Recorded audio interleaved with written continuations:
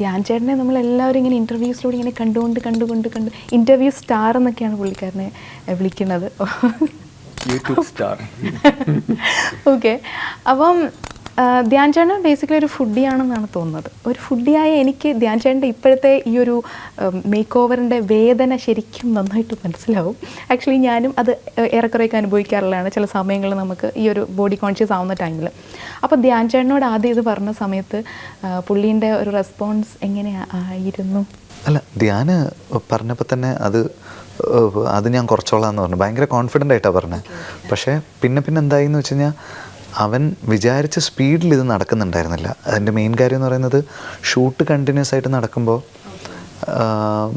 Workout exercise പല സമയത്ത് മിസ്സാവും. പിന്നെ ഫുഡ് ഇഷ്ടമുള്ള ആളാണല്ലോ, ഒറ്റയടിക്ക് അങ്ങനെ ഫുഡ് കുറയ്ക്കാൻ പറ്റൂലല്ലോ. പക്ഷേ അവസാനത്തെ 2 മാസം അതിൽ എസ്പെഷ്യലി ലാസ്റ്റ് മന്ത് നല്ല സ്ട്രെയിൻ എടുത്ത് എക്സസൈസും ഫുഡൊക്കെ പിടിച്ച് അങ്ങനെ കുറച്ച് കൊണ്ടുവന്നു. ഒരു ഫുഡിയുടെ രോദനം. അല്ല, അത് പടത്തിന് വേണ്ടി നമ്മൾ ചെയ്യണമല്ലോ. അല്ല, ഫൈനൽ ഔട്ട്പുട്ട് കാണുമ്പോൾ എന്തായാലും തീർച്ചയായിട്ടും ഒരു സാറ്റിസ്ഫാക്ഷൻ ഉണ്ടാവും. ഓഫ് കോഴ്സ് നമ്മൾ വരുമ്പോൾ പ്രണവിലേക്ക് വരുമ്പോൾ ഈ സ്റ്റോറി കേട്ടു എന്ന് പറഞ്ഞു. അപ്പം ഞാനിങ്ങനെ കേട്ടിട്ടുണ്ട്, കാരണം പ്രണവിനെ നമുക്കൊരു ഇൻ്റർവ്യൂസിലൊന്നും നമുക്ക് കിട്ടില്ല. സോ നിങ്ങളിലൊക്കെ പറഞ്ഞുള്ള അറിവുകളാണ് നമുക്ക് ഉള്ളത്.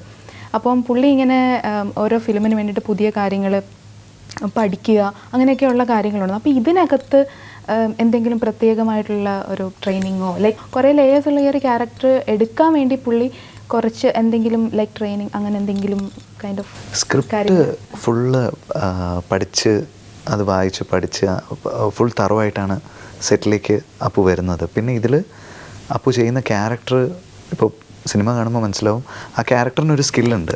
ആ സ്കില്ല് പ്രാക്ടീസ് ചെയ്താലേ അത് പെർഫെക്റ്റ് ചെയ്യാൻ പറ്റുള്ളൂ. അപ്പോൾ അതൊരു 3-4 മന്ത്സ് ഒരു പ്രാക്ടീസ് ചെയ്ത് അങ്ങനെ ആണ് അത് ചെയ്തിട്ടുള്ളത്. അപ്പോൾ ആ ഒരു പ്രിപ്പറേഷൻ ഉണ്ടായിരുന്നു.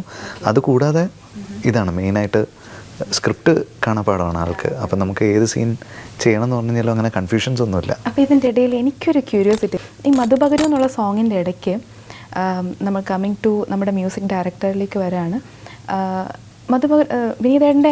വിനീതേട്ടൻ ഇങ്ങനെ പാടിക്കൊണ്ടിരിക്കുന്നതിൻ്റെ ഇടയ്ക്കായിട്ട് മൂവിയിൽ ആ സോങ്ങിൽ പ്രണവിന് ഇങ്ങനെ ഒരാളൊരു ഗ്ലാസ് കൊണ്ട് കൊടുക്കുന്നുണ്ട്. ആ ഒരു ടൈമിൽ ഒരൊറ്റ ലൈന് ഒരൊറ്റ ഒരു അത് പാടിക്കുന്നത് നമ്മുടെ മ്യൂസിക് ഡയറക്ടറാണോ എന്ന് എൻ്റെ ഒരു ക്യൂരിയോസിറ്റി. മ്യൂസിക് ഡയറക്ടറല്ല, അത് കോറസ് പാടാൻ വേണ്ടിയിട്ട് ഒരു ഗ്രൂപ്പ് വന്നിരുന്നു. അതിൽ നമ്മൾ ഓരോരുത്തരും ഇൻഡിവിജ്വലി പാടിച്ചപ്പോൾ ഒരാളുടെ വോയിസ് നമുക്ക് ആ ക്യാരക്ടറിന് നല്ല ഇൻട്രസ്റ്റിംഗ് ആയിരിക്കും തോന്നി.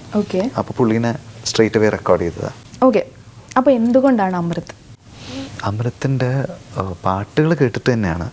ഒരു ദിവസം ഞങ്ങൾ മീറ്റ് ചെയ്തപ്പോൾ അവൻ കമ്പോസ് ചെയ്തിട്ടുള്ള കുറേ പാട്ടുകൾ എന്നെ ഇങ്ങനെ കേൾപ്പിച്ചപ്പോൾ നമ്മുടെ സിനിമയുടെ മൂഡിന് കറക്റ്റ് ആയിരിക്കും എന്ന് എനിക്ക് ഫീൽ ചെയ്തു. അങ്ങനെയാണ് ഞാൻ ചോദിച്ചത് മ്യൂസിക്. അപ്പോൾ അമൃത ആസ് എ സിംഗർ ഞാനിങ്ങനെ നിങ്ങളുടെ ഒരു എന്താ പറയുക ഒരു മുഖാമുഖം കണ്ടിട്ടുണ്ടായിരുന്നു, ലൈക്ക് ഒരു ഇൻ്റർവ്യൂ പോലെ ജസ്റ്റ് ഒരു അതിൽ ഇങ്ങനെ പറയുന്നുണ്ട് അമൃത ഒരു സിംഗറായിട്ടല്ലേ യുവർ വൈഫ് പറയുന്നുണ്ടായിരുന്നു.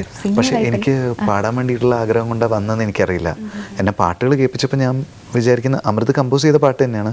അപ്പോൾ മ്യൂസിക് കമ്പോസർ ആവാൻ ആഗ്രഹിച്ച് വന്നതാണെന്നാണ് ഞാൻ വിചാരിക്കുന്നത്. അപ്പോൾ അമൃത പോയി കഴിഞ്ഞപ്പോൾ ഇയാൾ ചെയ്താൽ ചിലപ്പോൾ രസം ഉണ്ടാവുമല്ലോ എന്നുള്ള ഒരു തോട്ട് വന്ന് അങ്ങനെയാണ് ഞാനത് എനിക്ക് സിംഗറാണ് എന്ന് മനസ്സിലായിരുന്നെങ്കിൽ ചിലപ്പോൾ ഞാൻ ഈ ഡയറക്ഷനിൽ ആലോചിക്കുകയില്ലായിരുന്നു. അപ്പോൾ എനിക്കത് ആ സമയത്ത് മനസ്സിലാവാത്തതുകൊണ്ട് ഞാൻ ഈ രീതിയിൽ ആലോചിച്ചു.